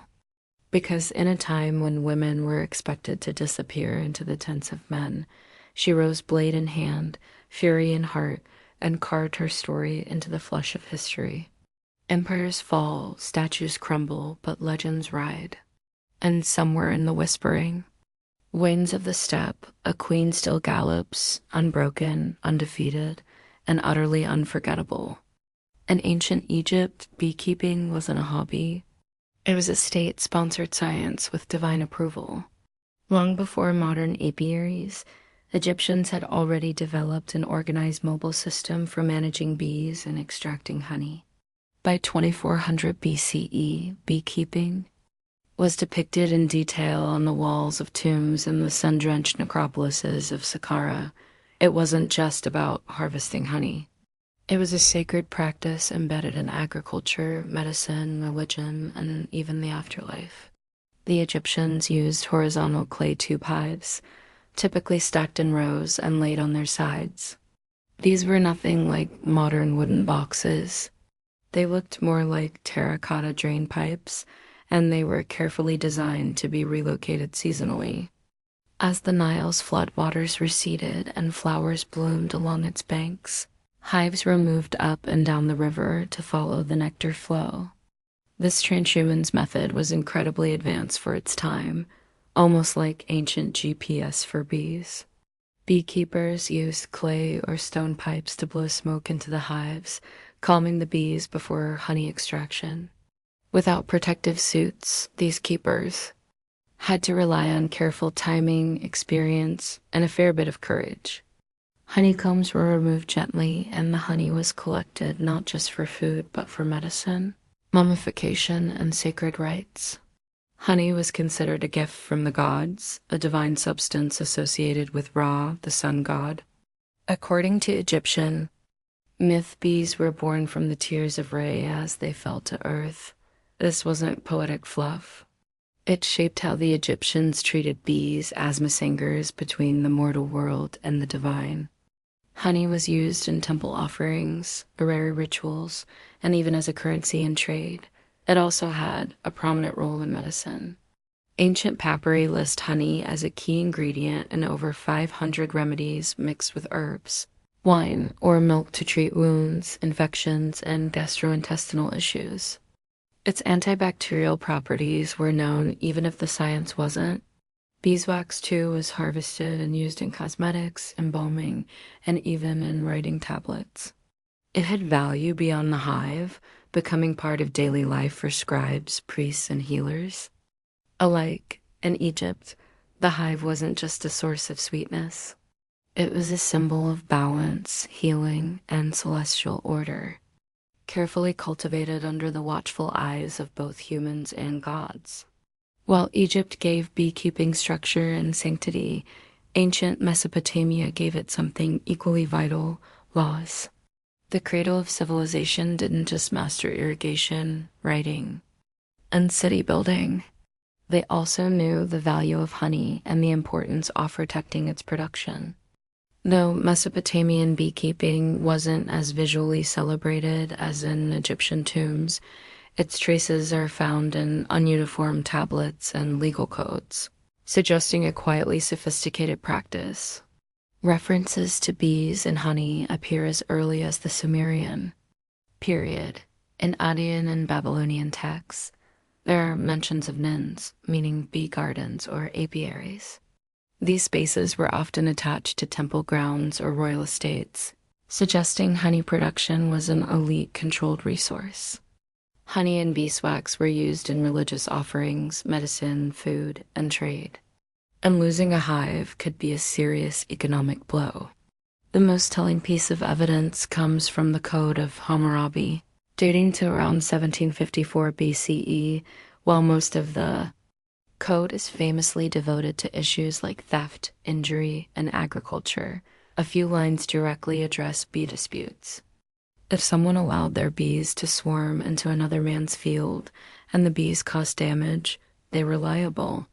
If honey was stolen, restitution had to be made, sometimes in the form of silver or replacement jars. In a world where almost everything was counted in grain, the fact that honey warranted its own legal protection speaks volumes. Mesopotamians also understood bees as more than just insects. Some texts describe them as divine messengers, even linking them to Ninit, the god of agriculture and war.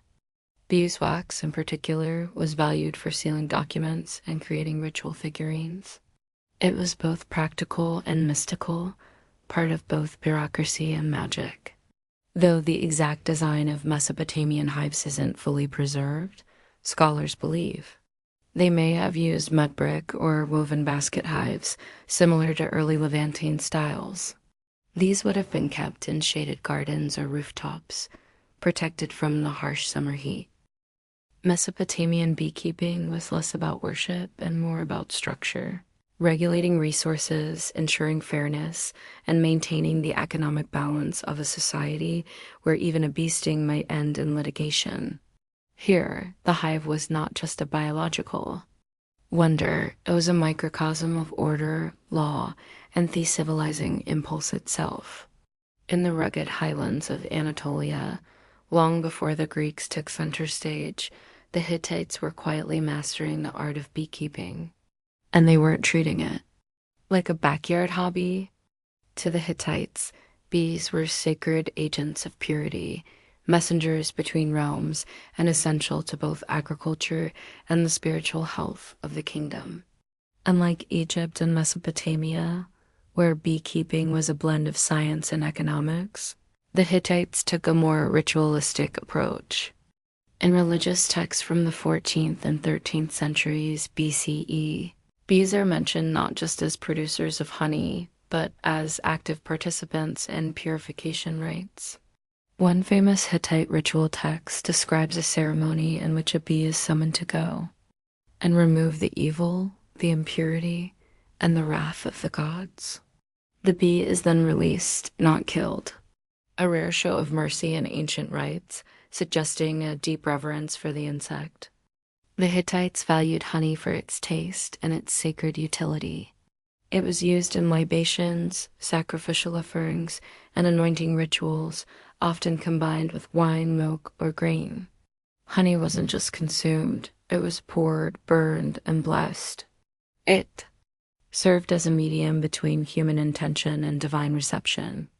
In terms of practice, evidence suggests the Hittites used clay or woven hives, likely stored in protected enclosures near temples or royal estates.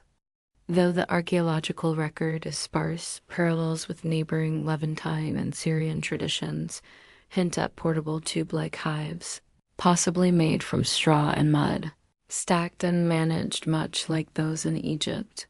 Beekeepers in the Hittite world likely operated under temple control, their work deeply embedded in seasonal festivals and state rituals. Honey was not a mere commodity. It was a tool of diplomacy, healing, and spiritual cleansing. The bee, small and unassuming, held symbolic weight that far exceeded its size. The Hittites also contributed a vital piece to the global understanding of bees. They recognized bee migration. Some surviving texts describe the seasonal behaviors of swarms, linking blooming patterns with honey flow, an insight that shows how closely they observe their environment. In Anatolia, the hum of the hive wasn't background noise. It was a sacred frequency vibrating through the bones of gods and kings alike. The ancient Greeks didn't just study bees. They admired them, feared them, and modeled society on their mysterious order. To the Greeks, the hive was more than a place of honey. It was a living metaphor, a model for the ideal city-state, a symbol of divine order, and a source of endless scientific curiosity. Greek beekeepers advanced the science of apiculture with a blend of practical knowledge and philosophical flair. Unlike earlier civilizations that used stationary clay hives, the Greeks developed movable terracotta hives with removable lids and sections. These allowed easier access to the honeycomb without destroying the colony, an early step towards sustainable harvesting. They also mastered the art of smoke control. Using ceramic bellows and clay smokers, they would puff smoke into the hive entrance, sedating the bees before honey extraction. This innovation not only reduced stings, but also preserved the hive structure, allowing for multiple harvests per season. One of the most influential minds in Greek history, Aristotle studied bees in extraordinary detail. In his Historia Nalium, he described hive behavior, noting that bees appeared to have distinct roles. Some gathered nectar, others defended the hive, and one whom he called becking bees seemed to lead. Although he got the gender wrong, Aristotle's observations laid the groundwork for centuries of bee research. Honey held a revered place in Greek culture. It sweetened wine, preserved fruits, and flavored cakes. It was also used as a base for medicinal salves, especially in wound care, and was seen as a divine gift. The Greeks believed that ambrosia, the food of the gods, was a mixture of honey and wine. The bee itself had mythological significance. It was associated with Artemis, goddess of wild things, and Dieta, goddess of the harvest. Priestesses of Artemis were even called Melissa, the Greek word for bees. The idea of the bee as a sacred feminine force carried deep symbolic power. For the Greeks, the hive was both scientific marvel and spiritual emblem, a reminder that even the smallest creatures move with purpose, discipline, and grace. In studying bees, they believed they were studying the very laws of nature and perhaps of the gods themselves. If the Greeks studied bees with wonder, the Romans managed them with ambition. Beekeeping in the Roman Empire wasn't just a cottage industry.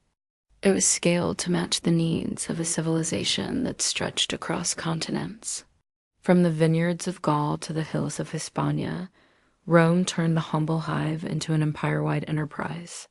The Romans inherited much of their apicultural knowledge from the Greeks and Etruscans, but they expanded it into a formalized agricultural science. Writers like Varro and Columella recorded detailed instructions for building hives, harvesting honey, and relocating colonies. Their treatises describe beekeeping with a startling modernity, including observations on swarm behavior, seasonal cycles, and pest control. Roman hives came in many forms: hollow logs, cork bark containers, clay tubes, and even woven baskets sealed with dung or mud. Flexibility was key. In colder climates, more insulation was needed. In warmer provinces, ventilation was critical. These innovations allowed Rome's beekeepers to adapt the craft across vastly different regions of the empire to calm bees. Romans employed clay pots filled with smoldering herbs like thyme or oregano. The smoke soothed the hive and perhaps added a subtle flavor to the honey. Harvesting was done with iron knives, and wax was separated by melting and straining. Later used in candles, writing tablets, cosmetics, and even waterproofing ships. Honey wasn't just food. It was everywhere. It was added to wine to make molum, used in baking, in sources for meat and fish, and even as an early energy source for athletes and soldiers. Roman physicians, following Hippocratic traditions, prescribed honey for sore throats, wounds, fevers, and digestive problems. Its antibacterial properties were well known and well used. But perhaps the most Roman thing about their beekeeping was organization. Large villas often had dedicated honey farms run by enslaved labor under the supervision of estate managers. Production was recorded in ledgers, and surplus honey was sold in markets or exported to distant provinces. Bees were viewed not just as insects, but as productive citizens of the Roman economy. To the Romans, a well-run hive mirrored a well-run household, ordered, obedient, and endlessly fruitful. While ancient civilizations cultivated bees for honey and wax, many also saw the hive as a doorway to the divine. Across Egypt, Greece, Mesopotamia, and beyond, bees weren't just insects. They were spiritual beings buzzing between worlds, delivering messages from gods and offering sacred gifts like honey that bridged the natural and supernaturals. In Egypt, bees were directly tied to divine creation. As mentioned earlier, mythology claimed that Ra, the sun god, shed tears that turned into bees upon touching the earth. Honey was used in temple offerings to please deities and accompany the dead into the afterlife. The bee also became a royal symbol. Pharaohs of Lower Egypt bore the title he of the sedge and the bee, connecting their authority to the cosmic harmony of the hive. In Greece, the bee held powerful feminine symbolism. The priestesses of Deirdre and Artemis, goddesses of fertility and wilderness, were called Melisses or bees. These women were considered channels between the divine and mortal realms. The Oracle of Delhi, one of the most important religious centers in the ancient world, was believed by some to have originally been presided over by bee priestesses. Even the famed Pythia, the Delphic prophetess, was sometimes called the Delphic bee. The hive itself was often seen as a microcosm of perfect order, disciplined, selfless, and productive. Philosophers and mystics compared bee society to ideal human society, cooperative, industrious, and reverent. The Stoics admired bees for their instinctive sense of duty. Early Christians would later adopt the bee as a symbol of chastity and resurrection, noting how bees create but do not lust. In the magical traditions of Mesopotamia, bees were invoked in ritual purification. In some Hittite ceremonies, a live bee was released after absorbing the impurities of the community, literally carrying sin away on its tiny wings. Honey and wax were burned in sacred fires, used in crafting protective amulets and embedded in magical texts for blessings and healing. The bee was more than a metaphor. It was a bridge, a creature that lived in nature's hidden spaces, made golden food without killing, and stung only in defense. To ancient peoples, bees weren't just miraculous, they were mystical. To the ancient world, honey wasn't just delicious, it was divine medicine. Long before bacteria were discovered, people instinctively knew that honey could clean wounds, soothe cacass, and preserve the body. It wasn't magic, though it often felt like it. It was chemistry, centuries ahead of its formal explanation. In Egypt, honey was a cornerstone of ancient medicine. Medical papyri like the Aber's papyrus circa 1550 BCE list honey in over 500 prescriptions. It was mixed with milk, figs, garlic, and herbs to treat everything from eye infections to digestive problems. When paired with animal fat or resin, it was applied as a salve to burns and cuts. Doctors knew that wounds treated with honey healed faster and resisted infection, likely due to honey's natural acidity and hydrogen peroxide content. The Greeks followed suit. Hippocrates, the father of modern medicine, prescribed honey for respiratory problems, ulcers, and fatigue. He used honey mixed with vinegar to create oxymol, a tonic used to clear phlegm and reduce fevers. Greek athletes drank honeyed water to boost stamina during Olympic training, believing it restored strength quicker than wine or water alone. In India, the Ayurvedic system held honey, mardu, in high regard. It was classified by taste, source, and medicinal potency. Vedic texts warned against overheating honey, but endorsed it as a treatment for indigestion, colds, wounds, and even poison. It was also used in religious rituals, offered to gods, and consumed during sacred fasts for both spiritual and bodily cleansing. The Romans too believed in the medicinal power of honey. Pliny the Elder recorded dozens of remedies involving honey in his natural history. It was a base for ointments, gargles, and laxatives, and even used to treat the wounded after battle. Honey mixed with poppy juice was given as a sedative. Roman surgeons kept it on hand to dress wounds and reduce inflammation. Beeswax had its place in medicine too, as a base for plasters, balms, and even dental fillings. Its malleability and resistance to decay made it ideal for sealing and preserving. In short, honey in the ancient world wasn't just sweet. It was life-saving. It healed the sick, preserved the dead, and symbolized purity. It was the pharmacy of the gods delivered by the wings of bees. Ancient beekeepers were more than farmers. They were innovators, engineers, and keen observers of nature. Across civilizations, they developed specialized tools and methods that allowed them to manage bee colonies effectively, harvest honey sustainably, and even protect themselves from the bees' defensive stings. One of the most important innovations was the design of the hive itself. The Egyptians popularized the use of horizontal cylindrical clay hives, essentially large terracotta tubes stacked in rows. These hives were durable, portable, and mimicked natural cavities where bees thrived. Similarly, the Greeks and Romans used terracotta and woven basket hives, some with removable lids to allow access to honeycombs without destroying the colony. The ability to inspect and harvest without killing the bees was revolutionary, paving the way for modern sustainable agriculture. To safely extract honey, ancient beekeepers employed smoke to calm the bees. The Greeks invented clay smokers and bellows designed to direct smoke into the hive's entrance. The smoke masked alarm pheromones released by guard bees, reducing their aggression.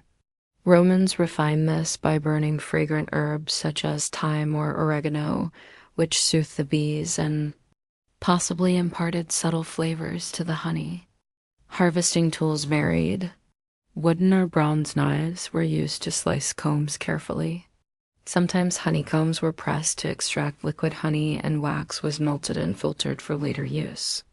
Beekeepers often wore minimal protection, relying on experience and careful technique to avoid stings. Suits and gloves were millennia away. Ancient texts reveal that beekeepers also observed bee behavior meticulously.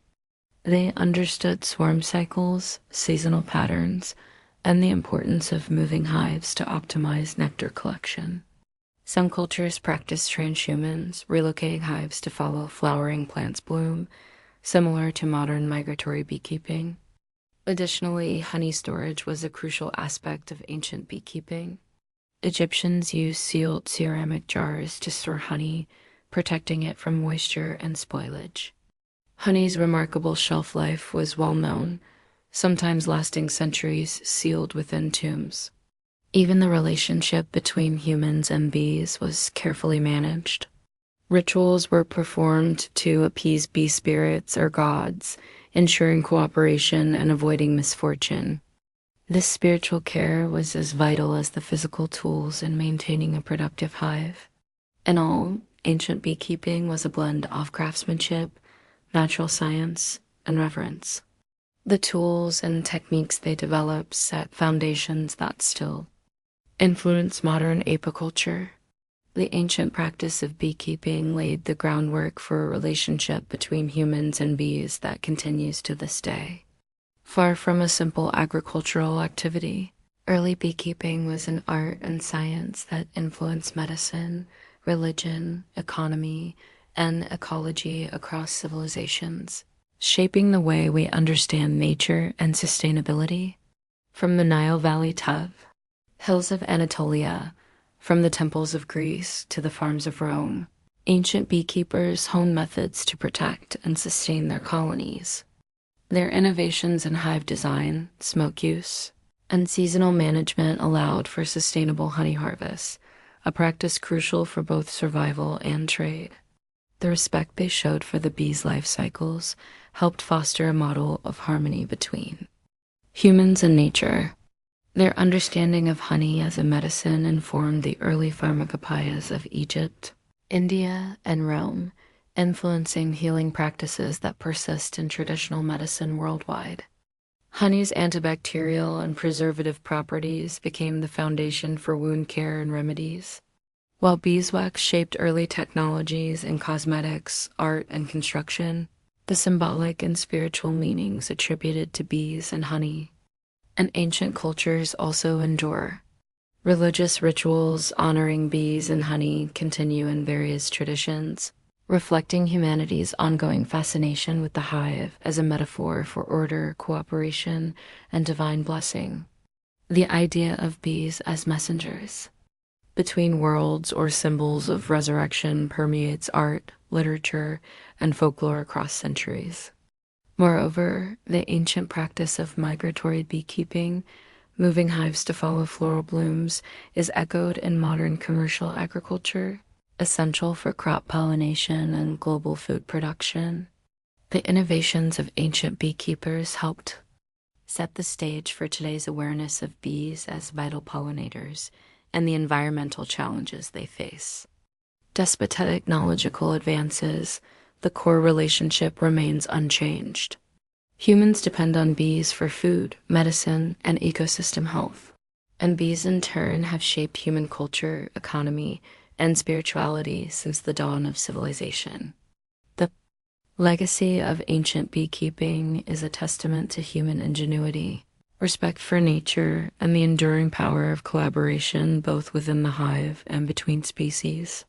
It reminds us that even the smallest creatures can inspire science, faith, and survival.